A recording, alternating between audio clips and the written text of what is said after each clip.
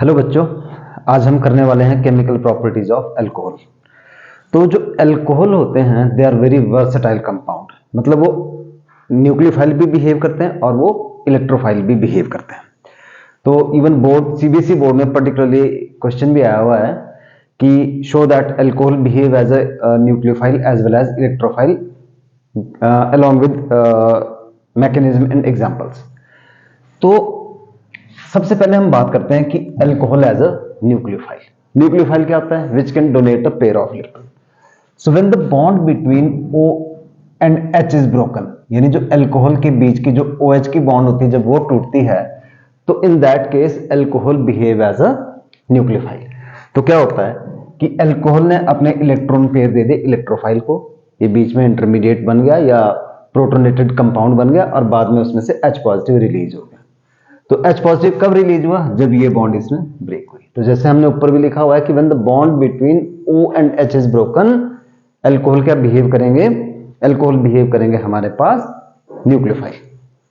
ठीक है, एग्जांपल के तौर पे देखें, अगर अल्कोहल जो है वो एसिटाइल क्लोराइड के साथ रिएक्ट करता है in the presence of base, तो यहां पे क्या कर दिया उसने? अपने इलेक्ट्रॉन पेयर दे दिए इस इलेक्ट्रोफिलिक सेंटर को और फिर उस तरह से आगे रिएक्शन हो जाएगा। सिमिलरली दूसरा है जी हमारे पास कि alcohol as a electrophile. Electrophile कब बिहेव करेंगे? When the bond between COH is broken, यानी जब पूरा ही OH ग्रुप निकल जाएगा अल्कोहल का। तो उस केस में जो हमारे पास अल्कोहल जो है वो क्या बिहेव करेंगे? They will behave as electrophile. But उस केस में क्या होगा कि protonated alcohol act as a electrophile. अकेला अल्कोहल नहीं बल्कि प्रोटोनेटेड, मतलब पहले उसकी प्रोटोनेशन होगी, उसके बाद जो C और OH के बीच की बॉन्ड ब्रेक हो जाएगी हमारे पास। तो फर्स्ट स्टेप में क्या हुआ कि अल्कोहल ने H पॉजिटिव के ऊपर अटैक किया और ये बन गया this is protonated alcohol.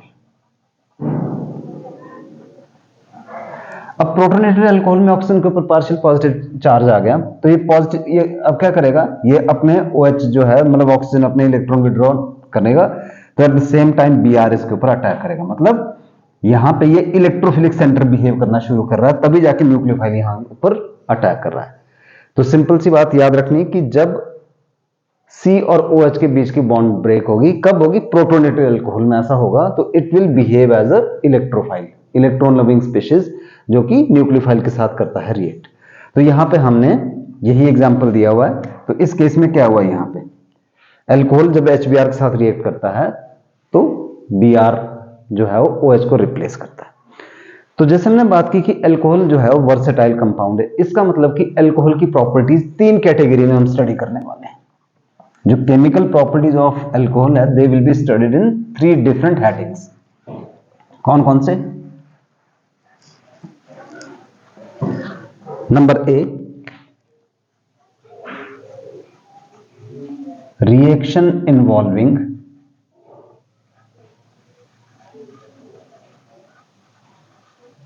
Cleavage of OH bond, that is ROH, ये वाली बॉन्ड। दूसरा होगा हमारे पास reaction involving cleavage of COH bond, that is ROH के बीच की बॉन्ड। और तीसरा होगा reaction involving both R and OH group, यानी जिसमें दोनों ही ग्रुप जो है वो इन्वॉल्व हो रहे होंगे। तो 3 हेडिंग्स में हम अल्कोहल की केमिकल प्रॉपर्टी स्टडी करने वाले हैं। तो स्टार्ट करते हैं फर्स्ट से, reaction involving cleavage of OH bond. तो हम क्या कर लेते हैं, क्यों ना पहले हम इनकी एक समरी जैसी बना लेते हैं, मतलब इकट्ठे की कौन कौन से रिएक्शन हम पढ़ने वाले हैं। तो हम उसके लिए एक एग्जांपल लिख लेते हैं पहले। ऐसा लिख दिया जी, जिसमें ये OH की बॉन्ड ब्रेक होगी।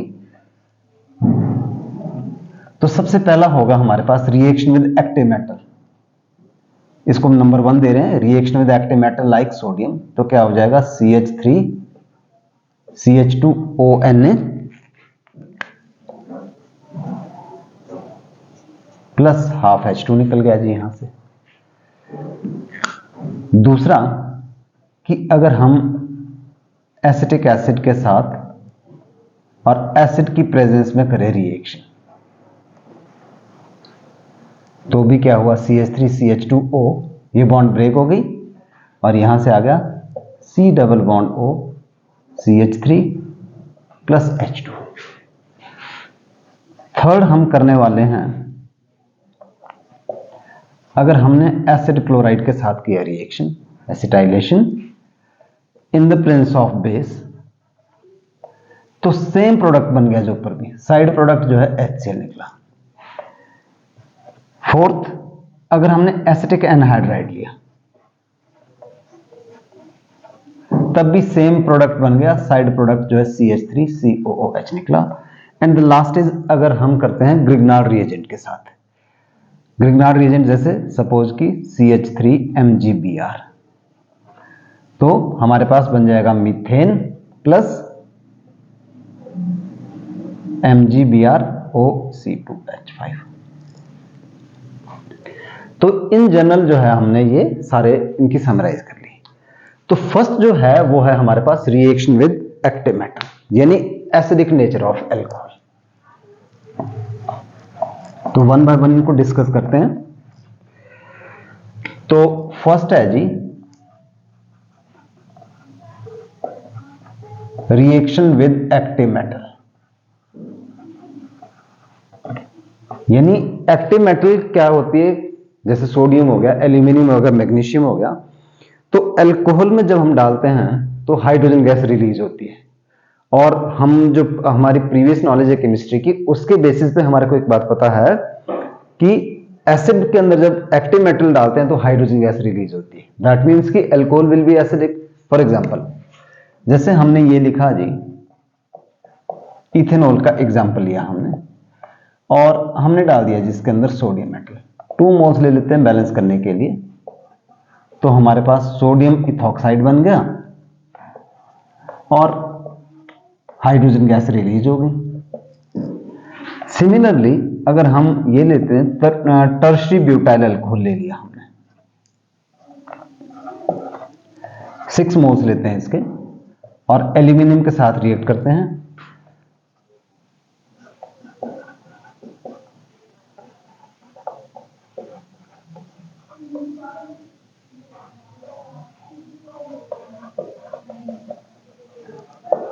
H2 गैस निकल गई। तो इन दोनों रिएक्शन से क्या साबित होता है, these two reaction shows that alcohols are acidic. अब यहां पे बात ये समझनी है पहले कि जो एल्कोहल्स होते हैं दे आर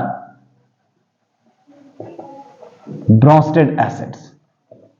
ब्रोस्टेड एसिड्स क्या होते हैं, which can donate H positive, +1 के इक्विलिब्रियम वाले टॉपिक में हम पढ़ते हैं, donate H positive to stronger base.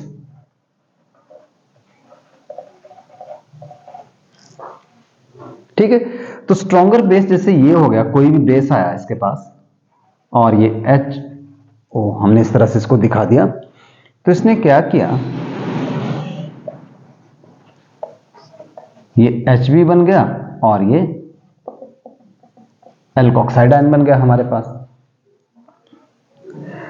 ठीक है जी, पर जब ये एल्कोक्साइड आयन, जो ये एल्कोक्साइड आयन है हमारे पास, ये जब वाटर के साथ रिएक्ट करते हैं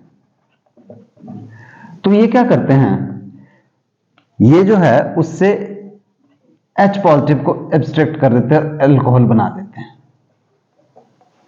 और OH आयन रिलीज हो गया। तो इसका मतलब क्या हुआ कि यहां पे जो है इसने H दिया, इसने लिया, तो ये क्या हो गया, ये बेस हो गया और ये एसिड हो गया। और जब इसको क्या बोलते हैं, this is called conjugate acid, this is conjugate base. इसका मतलब क्या हुआ कि भाई जो वाटर हैज, लिख लेते हैं ना हम यहां पे, water has more tendency to release H positive,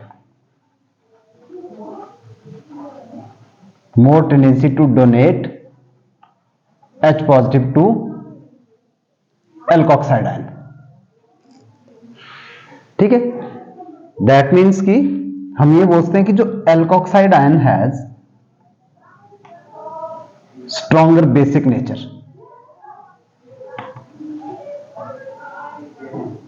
then H2O। और हम दूसरे वर्ड्स में भी बोलते हैं कि water has more tendency to release H positive. ठीक है, तो this reaction suggest that water is a better proton donor than alcohol, और in other words alcohols are, और दूसरे वर्ड्स में हम ये भी तो बोलते हैं कि alcohols are weaker acid than H positive than water, or conversely we can say that alkoxide ion is better proton acceptor। alkoxide ion has stronger basic nature, मतलब बेस्ट प्रोटॉन एक्सेप्टर हो गई।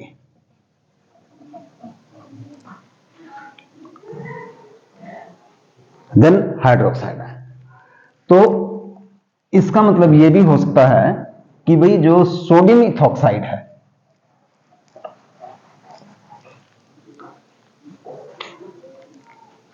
जो सोडियम इथॉक्साइड हुआ वो stronger base हो गया हमारे पास then NaOH से। तो ये सारे रिएक्शन से ये जस्टिफाई हुआ कि जो अल्कोहल जो है वो क्या होते हैं हमारे पास, एसिड्स होते हैं और वीकर एसिड होते हैं देन वाटर। अब दो क्वेश्चंस आते हैं यहां पे। पहली बात कि कॉज क्या है जी, cause of acidic nature of alcohol.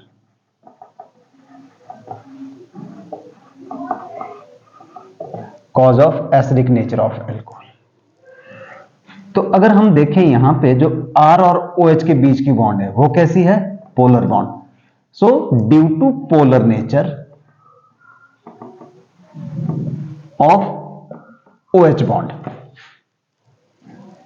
Alcohol क्या करता है, H पॉजिटिव को रिलीज करता है and hence behave as acid. तो पहला रीजनिंग तो ये होगा कि why alcohols are acidic, because of polar nature of OH bond they can release H positive. Now second question ये कि व्हाई जो अल्कोहल्स है they are weaker acid than water. तो देखिए जी, जो अल्कोहल होते हैं उसमें क्या होता है हमारे पास, जो अल्काइल ग्रुप है उसका क्या है, प्लस आई इफेक्ट है, it has plus I effect. Plus I effect से क्या होता है, ये इलेक्ट्रॉन डेंसिटी इंक्रीज करता है, ऑक्सीजन को देता है। और इन टर्म अगर हम इसको थोड़ा सा एक इस तरह से समझने की कोशिश करें, जस्ट एक हाइपोथेटिकल रिप्रेजेंटेशन है ये, तो यहां पे जो OH की बॉन्ड है इट इज स्ट्रॉन्गर बॉन्ड होगी यहां पे, क्योंकि इसने इलेक्ट्रॉन डेंसिटी इंक्रीज कर दी OH बॉन्ड में। तो यहां पे क्या हो गया, ये स्ट्रॉन्गर बॉन्ड हो गई एज कंपेयर टू वाटर। अब वाटर में तो क्या है, वाटर में तो H ग्रुप लगा हुआ है, तो यहां पे तो इस तरह से यहां पे कोई O और H के बीच में इलेक्ट्रॉन डेंसिटी नहीं बढ़ी है। तो उससे क्या हुआ कि ये वाली बॉन्ड स्ट्रांग होगी और ये वाली बॉन्ड वीक होगी। दैट मींस कि ये जल्दी टूट जाएगा और H पॉजिटिव दे देगा, जबकि यहां पे क्या हो जाएगा, H का निकलना थोड़ा सा मुश्किल हो जाएगा। That is why alcohols are weaker acid as compare to water. ठीक है, तो ये हो गया जी। अब अगर हम देखें कि कंपेयर करें हम comparison of acidic nature of primary secondary and tertiary alcohol, तो अगर उनका कंपैरिजन कर देते हैं हम, कंपैरिजन ऑफ एसिडिक नेचर। अब ये एप्लीकेशन आ गई GOC की application, nature of primary secondary and tertiary alcohol. तो इन जनरल हमारे पास क्या है कि जो प्राइमरी अल्कोहल है ये it is more acidic than secondary alcohol,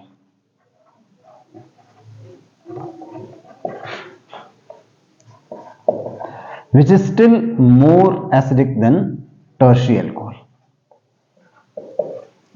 reason क्या हुआ, देखिए जो प्राइमरी अल्कोहल है उसमें एक ही अल्काइल ग्रुप लगा हुआ है, और जैसे भी मैंने आपको थोड़ी देर पहले हाइपोथेटिकली बताया था कि जो R ग्रुप होता है उसका क्या होता है, plus I effect. Plus I effect की वजह से वो क्या करता है, इलेक्ट्रॉन डेंसिटी इंक्रीज कर देगा OH बॉन्ड के अंदर यहां पे, तो H का निकलना मुश्किल हो जाएगा।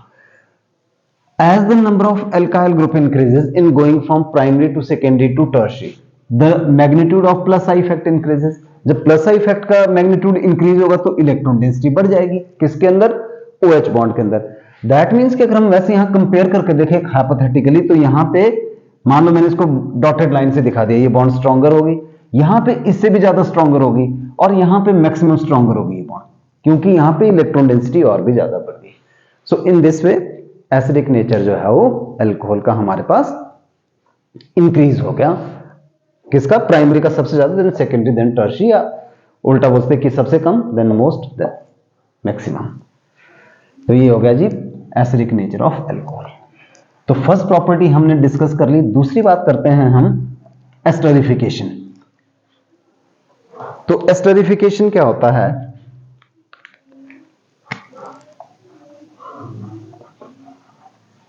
सेकंड एस्टरिफिकेशन,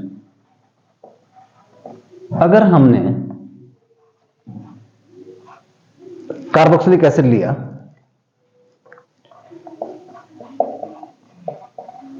और अल्कोहल के साथ रिएक्ट करवाया in the presence of concentrated H2SO4, then we get ester plus H2। तो this is called esterification. Now यहां पे कुछ पॉइंट नोट कर लेते हैं हम। नोट, अगर हम if we are using dry HCl gas as a catalyst, then it is known as Fischer-Sapir esterification. Then it is called Fischer-Sapir esterification. छोटा सा पॉइंट है, but we should know it. So if dry HCl gas is used in this reaction, it is called Fischer-Sapir esterification. Second point, in this reaction, ये NCERT में पूछा भी गया है आगे कि in this reaction ester or water should be removed as soon as it is formed. Why? Because this reaction is reversible, और अगर हमने इन दोनों में से कोई एक फटाफट रिमूव नहीं किया तो क्या हो जाएगा, then the product will form, then the product will react among themselves, और वो उससे क्या बन जाएगा, वापस हमारे पास रिएक्टेंट बन जाएगा। तो in this reaction ester or water should be removed as soon as possible in order to avoid reversible reaction. Second point हो गया। Third, as size of R और R' group increases, जैसे जैसे साइज बढ़ता रहता है rate of esterification decreases।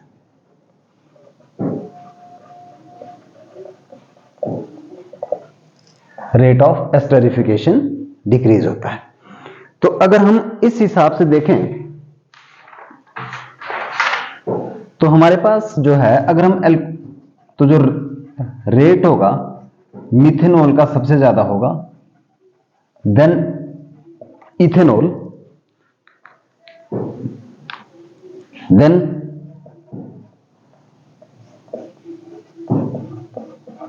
This isopropyl alcohol, then tertiary butyl alcohol।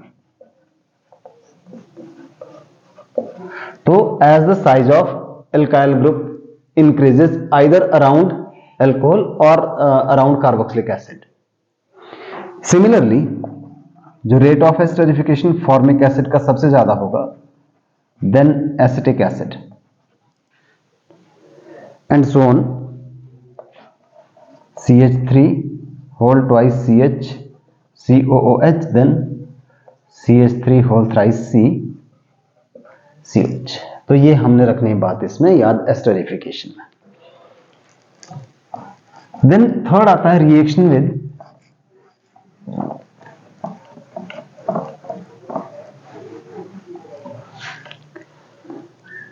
Acid chloride and anhydride.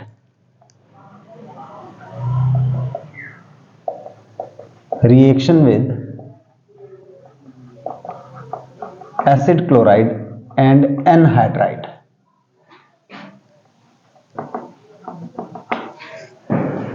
तो हमने ये लिया जी अल्कोहल, और दोनों रिएक्शन को यहीं पे लिख देते हैं ऐसे ही। अगर हम यहां पे लेते हैं acid chloride, then we should take some base like pyridine, और हमारे पास क्या बन गया CH3 C double bond O O C2H5, ester ही बन गया HCl। और अगर हमने एसिटिक एनहाइड्राइड लिया तब भी सेम बना, साइड प्रोडक्ट जो है वो एसिटिक एसिड बना। नाउ रोल ऑफ पेरिडिन क्या है भाई, why we are using pyridine in above reaction? तो रीजन क्या है, इन दिस रिएक्शन जो साइड प्रोडक्ट बन रहा है हमारे पास HCl है। So in order to neutralize acid we are using base, this shifts the equilibrium in forward direction, so that is why we are using pyridine as a base, because that will neutralize acid produced in this reaction, and this will helps in shifting the equilibrium in forward direction according to Le-Chatelier principle। अच्छा, और यहां पे note आपने एक बात याद रखना, तो बेंजोइलेशन अगर हम करते हैं, benzoylation of alcohol, that is called Schotten Baumann reaction.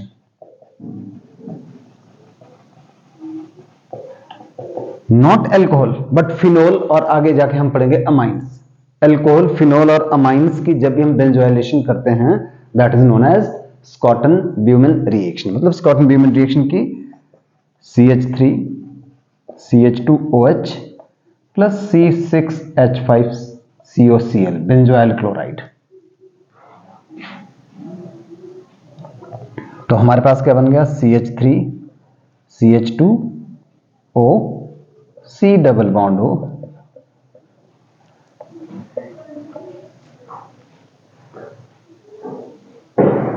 तो ये बन गया जी हमारे पास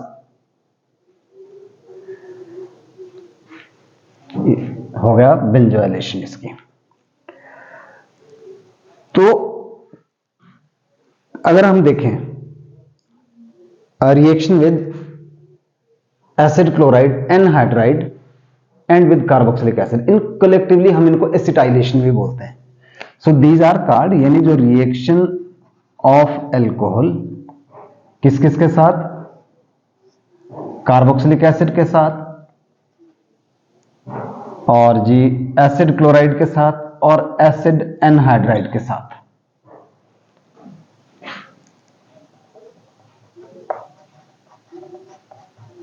they are collectively known as acetylation because acetyl group is being introduced in alcohol।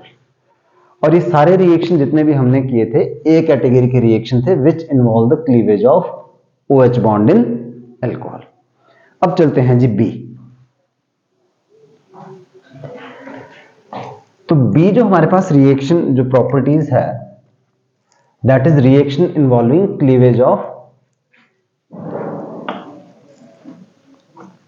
COH bond,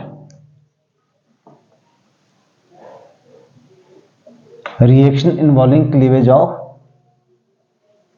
COH bond. तो ये वो सारे रिएक्शन हैं जो कि हमने एल्काइल हैलाइड वाले चैप्टर के अंदर भी किए हुए हैं।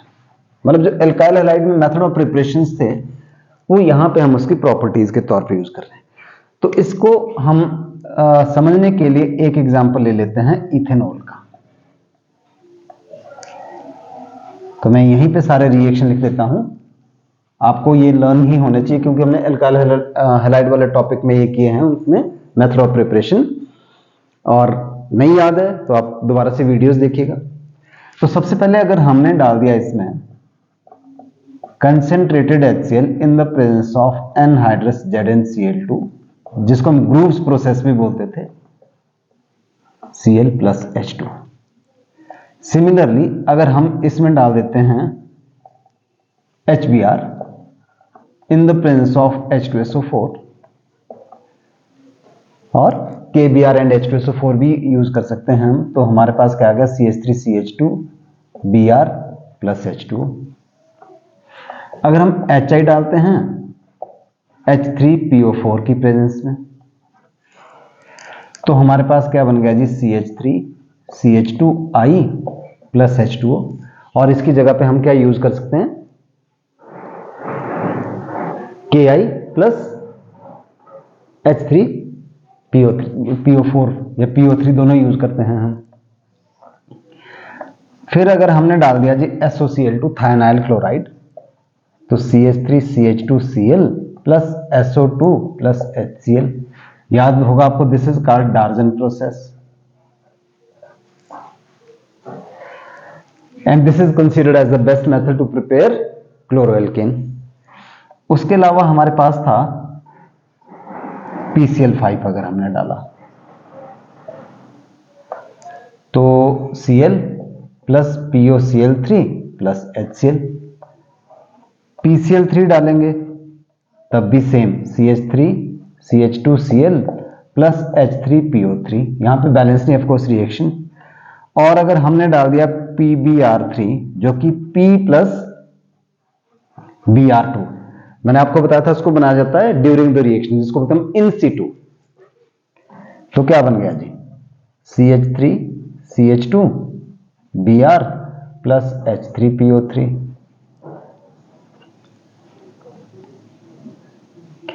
और लास्ट में PI3 P प्लस I2। तो क्या बना जी, CH3CH2I प्लस H3PO3। तो ये जो हमारे पास सारे के सारे अभी हमने रिएक्शंस पढ़े हैं या जो लिखे हैं, ये कौन से हैं हमारे पास, ये है जी, और reaction involving cleavage of COH bond, मतलब OH ग्रुप ही रिप्लेस हो गया ना। यहां पे एक बहुत इंटरेस्टिंग बात है कि रिएक्शन जो है हमारे पास,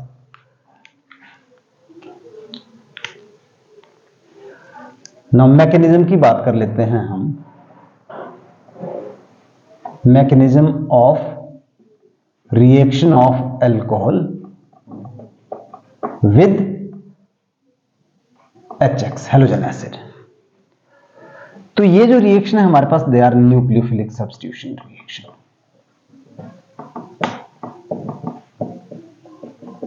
These are nucleophilic substitution reaction.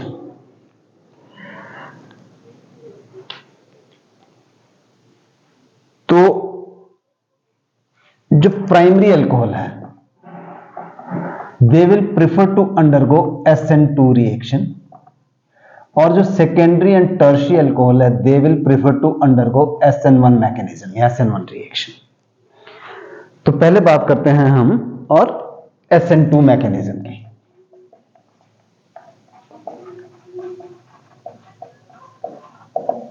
SN2 mechanism, फिर से एल्काइल हैलाइड का याद रखना पड़ेगा कि जो बायोमोलिकुलर न्यूक्लियोफिलिक सब्स्टिट्यूशन रिएक्शन होते हैं वो सिंगल स्टेप में होते हैं and that proceed via transition state होता है उसके अंदर। तो क्या हुआ, सबसे पहले फर्स्ट स्टेप में जो ये हाइड्रोजन हैलाइड था वो आयनाइज हुआ और ये बन गया जी H positive plus X negative. ठीक है, फिर क्या हुआ हमारे पास कि जो ये अल्कोहल था, इसमें जो ये H पॉजिटिव ने अटैक किया और हमारे पास बन गया प्रोटोनेटेड अल्कोहल। ये बन गया जी प्रोटोनेटेड अल्कोहल। ना प्रोटोनेटेड अल्कोहल में क्या होता है हमारे पास, या इसको एक काम और कर लेते हैं, यहाँ पे थोड़ा सा ले लेते हैं, RCH2 करके ले लेते हैं, थोड़ा सा ठीक रहेगा करना, हालांकि R भी ले सकते हैं जनरल, कोई ऐसी बात नहीं है। तो अब क्या होगा, क्योंकि जैसे ही ऑक्सीजन के ऊपर पॉजिटिव चार्ज आता है वो क्या करता है, वो इस बॉन्ड से इलेक्ट्रॉन विड्रॉ करता है, और जैसे ही इसमें से इलेक्ट्रॉन, मतलब ये C और OH की बॉन्ड ब्रेक होना शुरू होती है, एट द सेम टाइम ये हैलाइड आयन जो कि न्यूक्लियोफाइल होगा वो इसके ऊपर अटैक करेगा। तो क्या होगा जी, अगले स्टेप में हमारे पास जो ये हैलाइड आयन था ये क्या करेगा कि इसको हम ऐसे दिखा देते हैं, CH2R OH2। जैसे ही इसने इलेक्ट्रॉन यहां से लेना शुरू किया, एट द सेम टाइम ये क्या करेगा कि इसके ऊपर करेगा अटैक। और हमारे पास बनेगी ट्रांजिशन स्टेट, जिसको हम इंटरमीडिएट स्टेट भी बोलते हैं। इसमें क्या होता है कि जो ओल्ड बॉन्ड है वो ब्रेक होना शुरू हो रही होगी, and at the same time जो न्यू बॉन्ड है वो बनना शुरू हो जाएगी, किसके बीच में? एक्स नेगेटिव के बीच में। तो यहां पे बल्कि हमारे को इसको रिप्रेजेंट करना चाहिए, पार्शियल हो जाएगा ये, पार्शियल नेगेटिव। अनस्टेबल स्टेट होती है पॉजिटिव स्टेट, इस तरह से। और फाइनली क्या हो जाएगा? हमारे पास बन जाएगा जी, जो नई बॉन्ड बन गई CH2 और X के बीच में, और ये H2 रिलीज हो गया। ठीक है, तो दिस इज SN2 मैकेनिज्म। आगे बात करते हैं SN1 मैकेनिज्म की। तो जैसे मैंने लिखा कि जो secondary and tertiary alcohol they will prefer to undergo SN1 mechanism, और SN1 मैकेनिज्म में क्या होता है? हमारे पास बनता है इंटरमीडिएट कार्बोकेटायन। तो SN1 मैकेनिज्म में भी क्या होगा? देखिए, सबसे पहले वही बात कि जो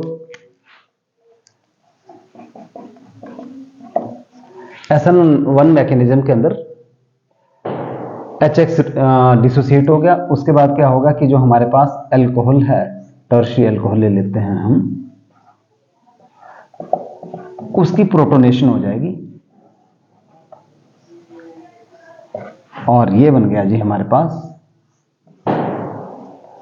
COH2, ये बन गया।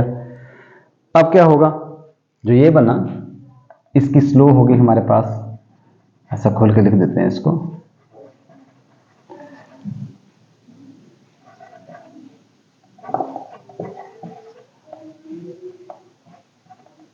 पॉजिटिव चार्ज आ गया, तो ये स्लो आयनाइज्ड हो जाएगा, and will get tertiary butyl carbocation,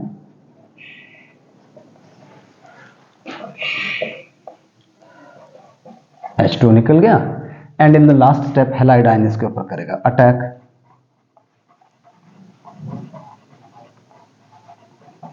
carbocation के ऊपर हैलाइड आयन अटैक करेगा,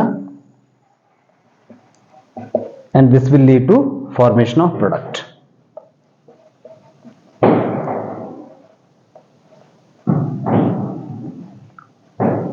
और ये प्रोडक्ट बन गया। तो हमने क्या बोला कि जो primary alcohol will prefer to undergo SN2 और सेकेंडरी और tertiary alcohol will undergo SN1 mechanism. अब यहां पे एक बहुत ही इंटरेस्टिंग बात है, जो कि हमने पहले भी बहुत बार डिस्कस किया हुआ है, कि जब भी कार्बोकेटायन बनता है तो हमारे पास अनएक्सपेक्टेड प्रोडक्ट आते हैं due to rearrangement.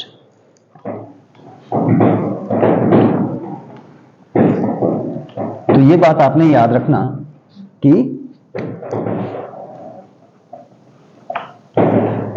Due to formation of carbocation,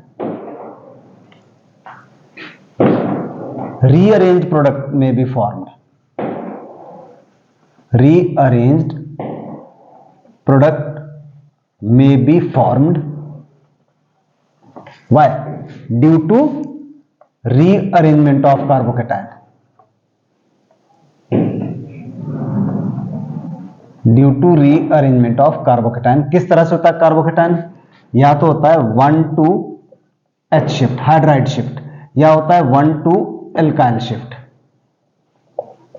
जो बात हमने पहले भी पढ़ी है। तो आइदर 1,2 हाइड्राइड शिफ्ट और 1,2 एल्काइल शिफ्ट से हमारे पास कार्बोकेटायन क्या करता है, अपने आप को रीअरेंज करता है ताकि वो ज्यादा स्टेबल हो जाए, और इस वजह से रीअरेंज प्रोडक्ट बनते हैं। जैसे हमारे पास एनसीईआरटी में क्वेश्चन दिया हुआ है, एक्सरसाइज का क्वेश्चन है, और the question is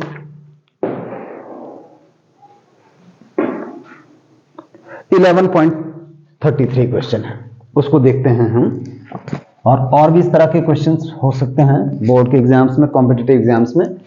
so 11.33 question क्या बोल रहा है? तो भाई अगर हमने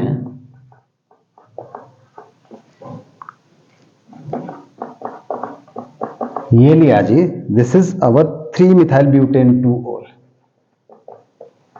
3-methyl butane 2-ol को जब HBr के साथ रिएक्ट करवाया तो प्रोडक्ट क्या आना चाहिए, एक्सपेक्टेड प्रोडक्ट तो हमारे पास होना चाहिए कि बी आर यहां पे आ जाए, न्यूक्लियोफिलिक सब्स्टिट्यूट हो जाए, बट एक्चुअल में we are getting this product.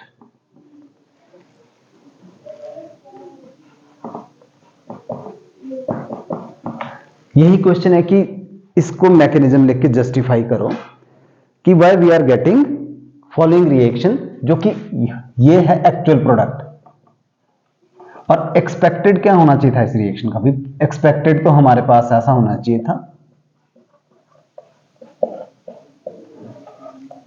यहां पे आना चाहिए था 2 ब्रोमो 2 मिथाइल ब्यूटेन बनना चाहिए था, but actually we are getting 1 bromo 2 bromo 2 methyl butane हमारे पास एक्चुअल में आ रहा है, आना क्या चाहिए था 2 bromo 3 methyl butane. So this is not formed, तो we have to justify this by considering the mechanism. देखिए अभी हमने क्या बोला कि फर्स्ट स्टेप में क्या होगा, इसमें जो HBr था वो आयनाइज हुआ, ठीक है, H पॉजिटिव और Br नेगेटिव न्यूक्लियोफाइल की प्रेजेंस में। अब क्या हुआ इसमें, ये अल्कोहल है और H पॉजिटिव इसके ऊपर जाके कर गया अटैक, हमने इकट्ठा ही लिख रहे हैं मैकेनिज्म, देन CH3 और ये बन गया हमारे पास प्रोटोनेटेड अल्कोहल। उसके बाद क्या होता है, स्लो स्टेप होता है और इसमें से ये H2 निकल गया जी, और हमारे पास क्या बना है, यहां पे इस तरफ लिख देते हैं,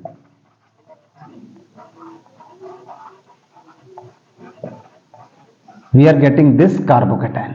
अब ये कार्बोकेटाइन कौन सा है, कार्बोकेटाइन है हमारे पास, दिस इज सेकेंडरी कार्बोकेटाइन। अब अगर इसमें कोई पॉसिबिलिटी हो, कोई गुंजाइश हो कि H या एल्काइल ग्रुप शिफ्ट होने से ये ज्यादा स्टेबल बन जाए, तो ये रीअरेंज हो जाता है। देखिए क्या होगा कि अगर ये एल्काइल, इसको बोलते हैं 1-2 शिफ्ट, 1-2, ठीक है, यहां से इधर या जो भी हम ऐसे भी लिख सकते हैं, तो अगर ये CH3 ग्रुप इधर को शिफ्ट कर दिया हमने, एल्काइल शिफ्ट हो गया, तब क्या बना, फिर से अगेन हमारे पास सेकेंडरी कार्बोकेटाइन बना। तो नेचर उसी तरफ को जाता है जहां पे ज्यादा स्टेबल हो, तो एल्काइल ग्रुप शिफ्ट होने से कुछ नहीं हुआ, पर यहां पे इस कैटेगरी में हमारे पास जो है, अगर ये 1-H शिफ्ट हो जाए, H इधर को शिफ्ट हो जाए, 1-H शिफ्ट, इसको 1 दे देते हैं, इसको 2, 1 से 2 में 1-H शिफ्ट, हाइड्राइड शिफ्ट हो जाए, तो उस केस में क्या हुआ हमारे पास,